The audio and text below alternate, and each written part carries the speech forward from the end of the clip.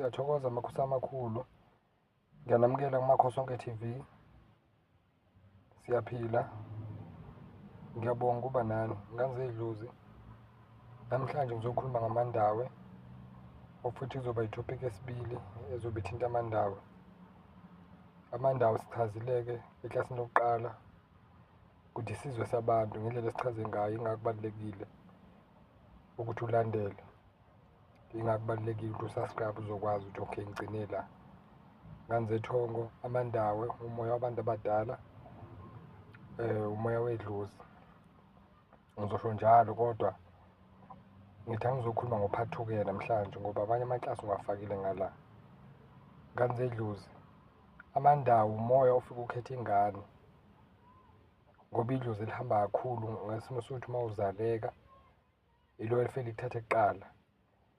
Leli dlozi lomndawo, ngizothi idlozi lomndawo ngilibeka kanjalo ngoba ngishilo laphaya uma ngichaza la mandawe spirit ukuthi lo mndawe lo wasemfuleni ngoba it's a water based spirit, okay, umoya wamanzi loyo. Lamandawo lawa aney'mpawu zakhona, aney'ndlela abaziveza ngayo ngendlela ehlukene noma ngendlela ey'ningi. Amandawo lawa njengoba ngithe isizwe sabantu basuka ngale. So amandawo la nomndawo loyo mase ngithi umndawo sengikhuluma ngalo wakho-ke manje personally. Isikhathi esiningi babe nezinto abavela ngazo kuthina bezikhombisa ukuthi bame kanjani. So ngifuna ukukuvezela nawe umndawo wakho ukuthi ume kanjani, uzozazi ukuthi okay umndawo wakho uyisimo esinjani. So amandawe ngithi mina ngizothi ngingayibeka ngithi is an aggressive spirit. Angifuni ukubeka but it's the aggressive spirit. Yes, I can say it's an aggressive spirit sabantu abadala because they don't beg to amandawe badlodlomela ngoba afana nabaluzi bahamba nje emzileni owodwa.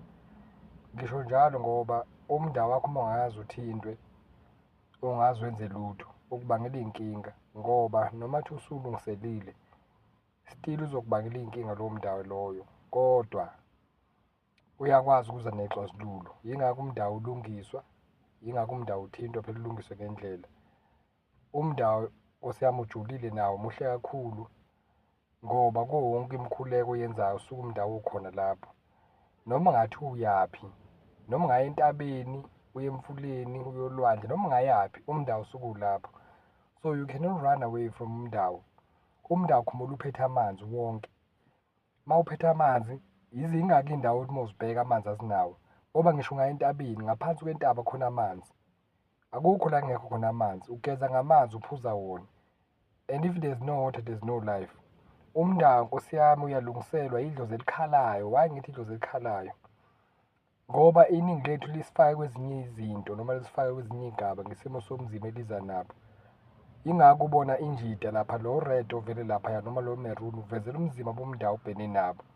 Yingakho ezinye injida zikuvezela ukhalo red nobumhlophe, zikuvezela ukhalo yellow nobumhlophe, but iyakuvezela kusobala ukuthi okay ukhona umzimba but light is there. Noma ukukhanya kulabo bukhona lo white lo, kodwa bakukhombisa ukuthi basekujuleni badinga ukusizakala. Amandawo-ke uma efika kuwena noma eziveza kuwena ngey'khathi eziningi noma ngey'khathi ey'hlukene ayevele ngesimo samandiya. Omunye uzothi mkhulu ngiphupha amandiya. Yebo, amandawo lawo. Mkhulu ngiphupha abelungu. Yebo, amandawo lawo mkhulu. Mkhulu ngihlezi nginama-joint, so ama-joint akho ahlezi we've got hurting joints. Ama-joints akho ahlezi elimele noma ahlezi uzwa ubuhlungu njalo nezandleni nala enyaweni, amaqakaleni nasemadolweni imbala. Wena ukuzwa ngazi ukuthi ithambo liyahlephuka. Amathambo akho nje kusiyama awahlali kahle emzimbeni wakho. You can feel ukuthi ngathi angikho right la, amathambo ami ngathi ayahlukana. Omunye uzakhala ethi mkhulu eyi ngeke iqolo lami ngilibele ngaba neqolo since ngaleza zikhathi lezi, ngoba ngikhumbula kahle ngisiza omunye umkhulu la ngesimo somandawo wakubo noma ngomndawo wakubo. Mkhulu ngidlula ukuhamba la, naku ngiphila ngebemini iqolo for 30 years kodwa namhlanje ngiphila njengengane, iqolo libalekile. Umndawo uvumile nje cha ngoba ungisizile, naku ngikupha kona. Mama upha impilo ngoba bafuneka bakunike impilo bangabisakugulisa. Omunye uyakhala mkhulu ngizwa amahlombe ami ayasinda. kakhulu. Yebo, unamandawe nje asekhaya, ogogo laba abahamba namandawe. Akhona amandawo amakhehla, okay? Yingakho kubalulekile ukuthi ungabi limited ku-information. Ufune i-information, uyifune ndlela zonke, kodwa uyifune ethongeni, ngiyangizwa. Amandawo abaluleke kakhulu ngoba ayagulisa, ayakwazi ukuthi akumoshele yonke imali yakho, akumoshele yonke ama-relationship, ngoba isikhathi esiningi uma umuntu onomndawe ongalungiseliwe kahle ngendlela, i-relationship yakho noma ama-relationship akho bayabhekisa wonke.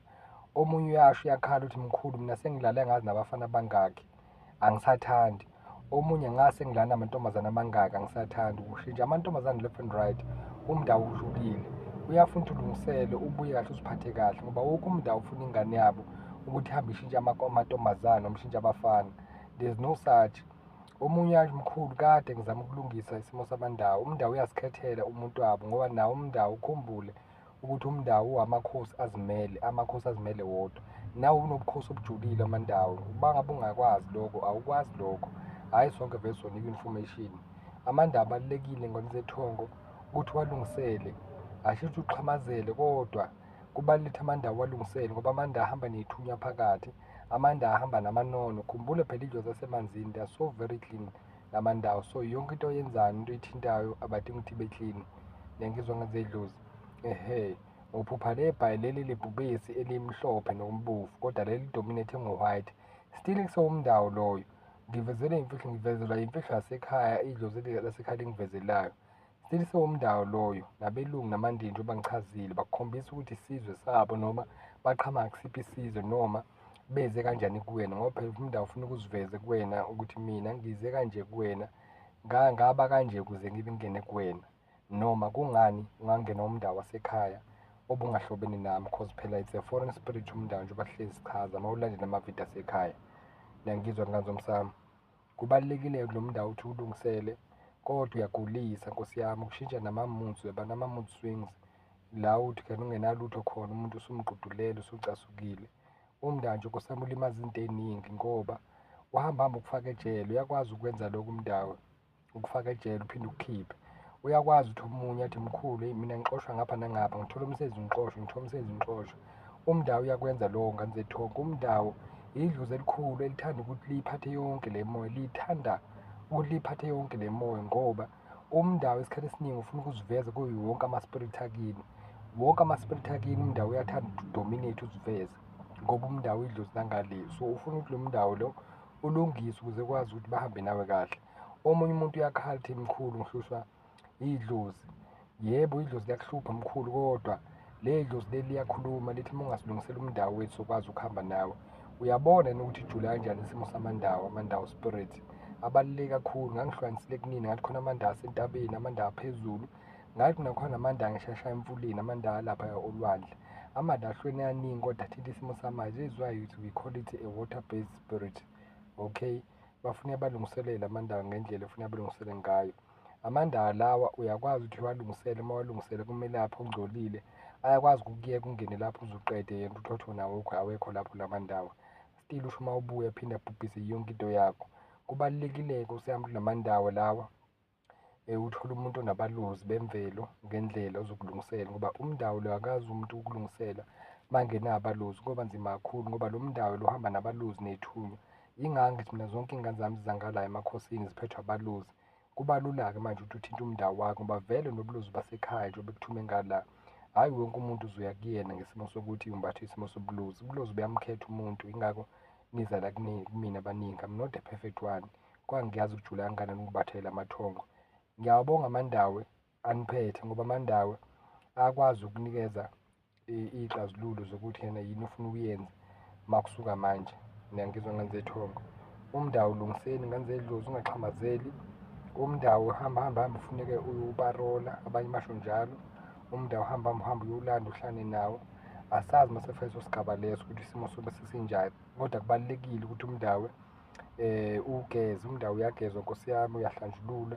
Kuningi kwenziwa lapha kumndawo, kodwa isikhathi esiningi sifundiswa yiwona. Ukhumbule lo mndawo uphinde ufembe, uma uthi uyafemba uyakwazi ukukutshela ukuthi la emzimbeni wakho khona into ela. Njengami nje ngatshelwa mina amandawo noma umndawo wasekhaya, wangitshela wathi buka la, uma ngizibheka wathi susa lento ela, ngoba ngangilele. bathi buka la uyagula la, kanti ngangazizwa ukuthi ikhonto engiphethe umoya ongiphethe umubi emzimbeni wami. Bawukhomba lo moya bawukhipha ngoba bawukhipha ebusuku ngilele, base bavuka bathi kwenze physically manje, we did it spiritually but now we have to do it like physically because we already did it like we did it already spiritually. So uyabona ukuthi AMANDAWE ajule kangakanani, akwazi ukukusiza ngendlela ehlukile. Nkosi yami ngiyawathanda nako kakhulu AMANDAWE, ingawa Mkhulu uyakhipha amaklasi akhona la ngoba abaluleke kakhulu. Sikhona siyakwazi ukusizana ngomndawo ngenze idlozi. Uma udinga ukulungisela umndawo wasekhaya, uyakwazi ukusishayela la, sikwazi ukuthi sibheke umndawo ukuthi usiza kanjani. Sibonga kakhulu ngazi umsamo ukuba nani namhlanje. Niphinde ni-subscribe, ni-like, ni-share, ni-follow la etasini. Siyabonga kakhulu ngenze idlozi, nibe bahle la nikhona. Siyathokoza makhosi amakhulu.